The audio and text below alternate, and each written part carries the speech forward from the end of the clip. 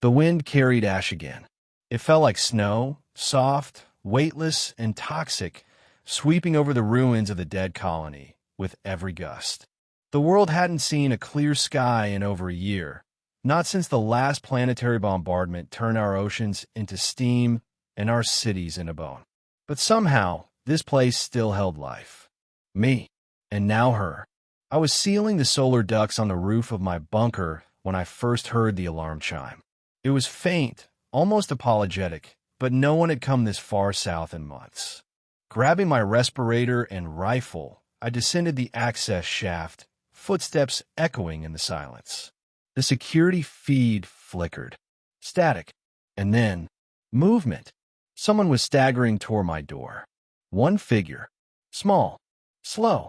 Barely upright. Covered in gray soot. She collapsed before I reached her. The outer camera caught it all. The way her knees buckled, how her body folded like a marionette with its strings cut. The ash clung to her skin like a burial shroud. Her suit was torn, her breathing shallow. I cracked open the outer seal and stepped into the wind. It fought me like always, gritty and thick, biting at every seam of my clothing. She didn't move. I dropped beside her and turned her over.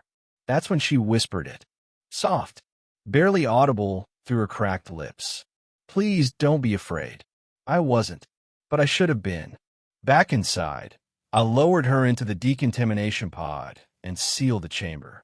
The system's word to life, steam and blue light washing over her fragile frame. Under the ash, I saw violet skin, faint like starlight.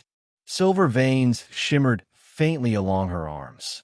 Her features were angular, delicate, not quite human but close enough to hurt. Alien, but not Varric, not one of the ones who tried to burn Earth to its core. No, she was something else, and I hadn't seen anything like her since the fall. She slept for almost 2 days. I stayed close, monitored her vitals, changed her bandages, replaced her breathing mask every 6 hours. On the 3rd day, her eyes fluttered open, milky white irises set in a face too tired to carry them. You saved me, she rasped. I nodded. Who are you? She hesitated. I don't remember. I think they tried to make me forget. Who? She looked away. Then she whispered. Everyone. Days turned into a week. She stayed curled up near the reactor where it was warm, eyes following me silently. She didn't speak unless spoken to. Didn't eat unless I placed food directly in her hands. But little by little, she began to return. I learned her name was Sarah. Not her real one, but the only one she could remember. She said it felt like light in the dark. She remembered a ship, a crash, a fire. She remembered running, being hunted. I thought I'd die in the ash, she murmured one night. But then I saw your door. I thought it was a dream. It's not, I told her. She looked at me. Are you? I smiled. Unfortunately real. She had questions. So did I. Some I could answer. Yes, the war was over. Yes, Earth was mostly dead.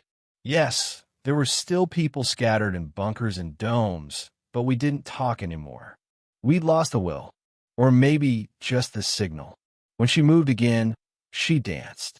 Not in the human way. Not joyful. Her body flowed in circles, arms trailing patterns in the air, fingers glowing faintly as she traced symbols I couldn't read. It was part of my people's morning ritual, she said. But we danced it for the living too, to remind them they're still here. I didn't speak. I just watched, and something in my chest broke open for the first time in years.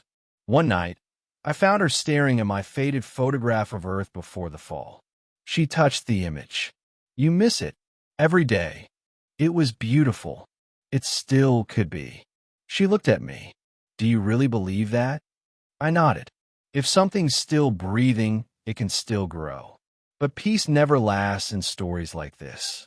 Not in a world like ours. They came for her. 3 ships. Sleek.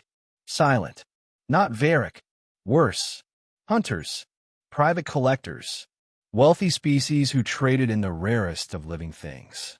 And Sarah was the rarest of all, the last of her kind. Their scanners pierced my jammers in seconds. They landed outside the bunker with mechanical grace and electronic arrogance. I grabbed my rifle. Sarah grabbed my arm.